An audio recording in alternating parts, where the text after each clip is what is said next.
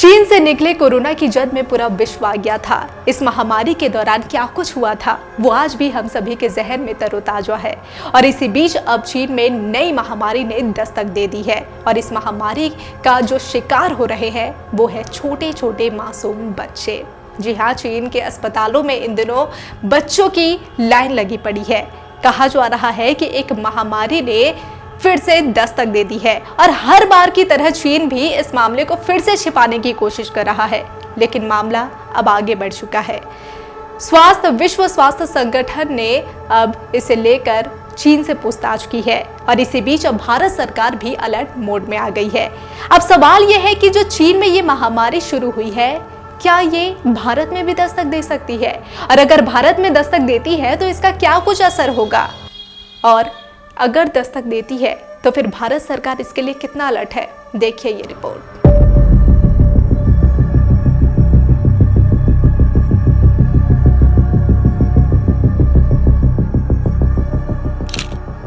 चीन में इन दिनों बच्चे तेजी से बीमार पड़ रहे हैं। अस्पताल में बच्चों की लाइन लगी पड़ी है। कारण है वहां एक नई महामारी ने दस्तक दे दी है। रिपोर्ट्स में दावा किया गया है कि सांस से संबंधित इस निमोनिया बीमारी से बड़ी संख्या में बच्चे प्रभावित हो रहे हैं। वैसे भी चीन हर मामले की तरह इसको भी छिपाने में लगा है, लेकिन अब मामला आगे बढ़ गया है। विश्व स्वास्थ्य संगठन ने भी इस मामले में चीन से पूछताछ कर ली है।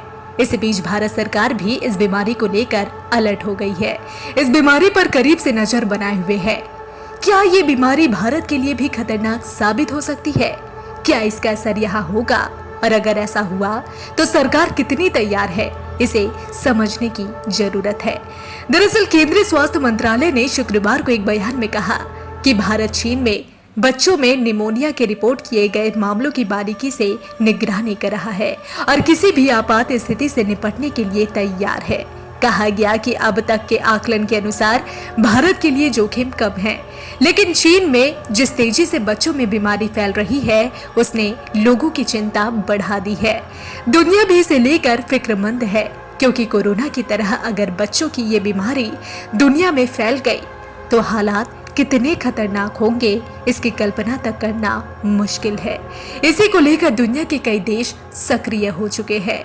कुल मिलाकर चीन के बच्चों में रहस्यमय निमोनिया आने पर भारत में अलर्ट है। स्वास्थ्य मंत्रालय के मुताबिक भारत में बुखार के मामलों पर निगरानी बढ़ा दी गई है। हेल्थ मिनिस्ट्री में DGHS की निगरानी में मीटिंग की गई है। सरकार ने फिलहाल किसी तरह की चिंता से इनकार कर दिया है। सरकार के मुताबिक चीन में अक्टूबर में एवियन इन्फ्लुएंजा के केस आने के बाद से भारत में सिस्टम फिर से चेक किए गए हैं। इस बात के चांस कम है कि भारत में ये बीमारी आएगी। उधर WHO ने पहले से ही चीन में बढ़ते केस पर चिंता जताई है। उसने विस्तृत जानकारी के लिए चीन से आधिकारिक अनुरोध किया है। हालांकि अब तक चीन ने इस बात का कोई जवाब नहीं दिया।